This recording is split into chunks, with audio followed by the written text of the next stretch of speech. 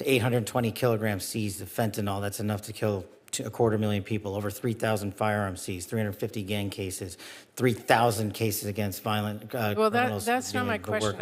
There's a moment in Washington hearings where the questions get very simple and the answers suddenly get very vague. That's usually when something important is being revealed. This exchange wasn't about party labels or political theater. It was about whether one of the most powerful law enforcement agencies in the country can explain how it spends public money, how it treats its own workforce, and how it draws the line between enforcement and politics. The tension mattered because it exposed a basic problem: when institutions ask for trust, but can't or won't offer clarity. Only after that tension is clear do the names come into focus: Senator Patty Murray and FBI Director Kash Patel. Quote, "I don't have a timeline for when that will be submitted." That was Director Patel's response when pressed about the FBI's overdue FY25 spend plan and the missing FY26 budget request, documents required by law. This is the moment that landed hardest, not because it was loud, not because it was dramatic, but because it was definitive in the wrong way. For ordinary Americans, budgets aren't abstract. They're how we measure priorities. They're how Congress decides whether terrorism prevention, violent crime investigations, and background checks are properly staffed or quietly hollowed out. When the head of the FBI says he can't say when legally required financial plans will be delivered, it raises a basic accountability question. Who is overseeing whom? With extremely high stakes. And I'm concerned that instead of focusing on the incredibly important mandate to keep Americans safe and to help impartially enforce our laws under your leadership, Director Patel, the FBI has been weaponized to go after Americans who disagree with the president. FBI resources have been diverted away from combating terrorism to focusing on immigration requests. And all of this, the diverted missions, the fewer resources, fewer agents, heightened politicization, is happening now under your watch, and it is, I believe, making Americans less safe. Now, let me just start with the budget. As Ranking Member Van Hollen noted earlier, this hearing is being held without the FBI's fiscal year 2025 spend plan and a full budget request for fiscal year 2026. The spend plan is required by law. It was due to Congress over a week ago. We have not yet seen it. That is really absurd. The FBI is our nation's leading law enforcement agency, a budget of $10.7 billion. It is critical that we understand how you are spending taxpayer dollars. So, Director Patel, when should we expect this FY25 spend plan for the FBI? Have you seen it? Have you reviewed it? When will we get it? I'll get you an answer, ma'am. I don't have a timeline on that. It was due last week by law. I understand. And your answer is you just understand. You're not going to follow the law? My answer is that I am following the law, and I'm working with my interagency partners to do this and get you the budget that you are required to have. And you have no timeline? No. Well, we also need a full budget request, not a single paragraph full of wild talking points that we saw with the skinny budget proposal. We're now having a budget hearing without a budget request. So, Director Patel, where is the FY 2026 budget request for the FBI? It's being worked on, ma'am. Have you reviewed it? Have you approved it? Not yet. When will we get it? As soon as I can get it from my interagency partners and get it approved. 6 months from now? I don't know, ma'am. I'm not going to make up a timeline. Well, how do we as Congress do our budget and our work without that request and without the spend plan? Well, ma'am, I'm here. I'm doing the best I can. I can't make up answers. I'm going to commit to you to work on getting you the information you need. That is insufficient and deeply disturbing. No response? I've given my response.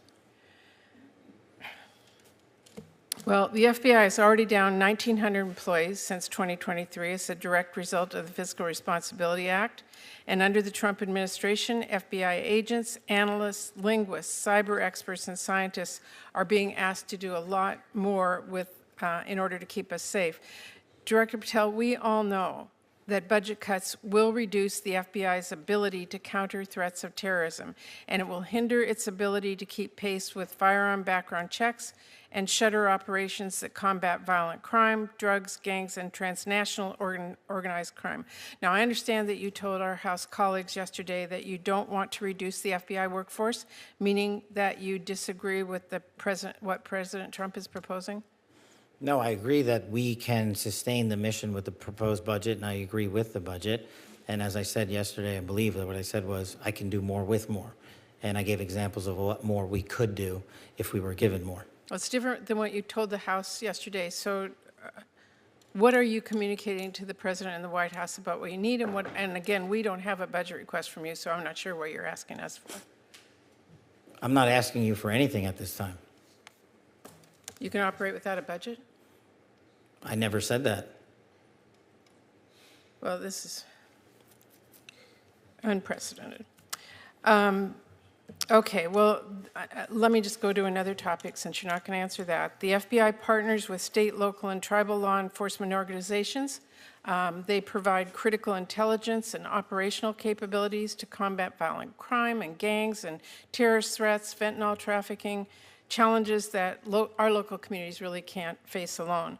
I'm going to give you an example. A few years ago, the Southeast Washington Safe Streets FBI Task Force worked with our Benton County and Franklin County Sheriff's Office, multiple Tri-Cities police departments, and the State Corrections Department to carry out one of the largest ever drug seizures in the region's history. Now we've got an administration already cutting more than $800 million in assistance in 2025 to local law enforcement organizations while proposing a $500 million cut for the FBI. Director Patel, can you explain to this committee how cutting resources for our local law enforcement partner agencies the FBI relies on to help your bureau keep safe? How do you expect the FBI and local law enforcement to do more without those significant resources they need? The FBI will continue to do what it does, which is work with embedded state and local law enforcement officers in our Joint Terrorism Task Force, in our Safe Streets Task Force, in our gang task forces. Those are a priority. Those billets have been maintained. Those billets have not been reduced. And with my reorientation, reprogramming that we've notified Congress to, you will see an augmentation in the field in every single state in this country. Well, again, we need to see the numbers and we need to see that budget from you. Let me ask you about the NUKE system. The FBI is really on the front lines of keeping guns out of the hands of very dangerous criminals. The NUKE serves a really critical role in enhancing national security and public safety by conducting background checks. You know this.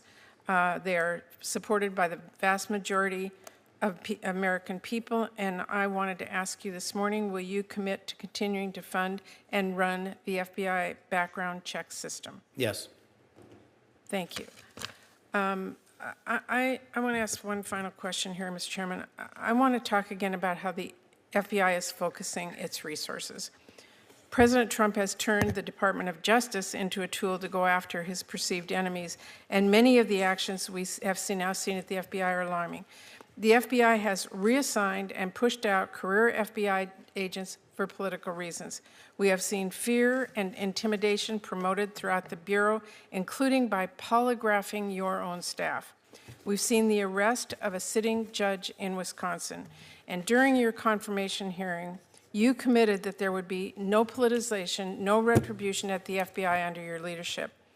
You've reportedly placed FBI employees responsible for investigation January 6 cases on leave. Is that keeping up your promise of no politicization, no retribution? It is, because that's wildly inaccurate. Let me tell you what the FBI has done since I got there. 8,276 federal arrests, to 820 kilograms seized of fentanyl. That's enough to kill 250,000 people, over 3,000 firearms seized, 350 gang cases, 3,000 cases against violent Well, criminals. that's not my question. We know that you... Well, you asked if I was weaponizing the FBI, and I am not. I'm giving you the hard, concrete examples of the men and women putting handcuffs on bad people, doing harm to our children and innocent Americans. I do not see weaponization. You have placed on leave FBI employees responsible for the investigation of January 6th. That sounds political to me. I have not placed anyone on leave who has not violated their ethical obligation or their oath to the So Constitution. if they were investigating January 6th, you believe they were violating an ethic obligation? Nope. I think the common theme here is you putting words in my mouth, and I'm not going to tolerate it, nor will the men and women of the FBI. Well, you did place on leave an analyst responsible for investigating Russia's meddling in the 2016 election. Is that politicization? Is that retribution? No, not if she broke the law or the ethical guidelines. I don't know which case you're talking about, but that's the standard. And we will hold ourselves inwardly accountable, and we will not be strayed from our mission because people think we are politicizing the Bureau. If you want to talk about someone who was attacked by a weaponized Bureau, you're looking at him. And now he's the director of the FBI, and he's cleaning it up. Well, I would just say to everyone who's listening that the FBI needs to be focused on its mission to keep the entire country safe. It should not be weaponized for. This exchange wasn't really about Senator Murray or Director Patel. It was about what happens when power outpaces explanation. Strong institutions don't just enforce the law. They show their work.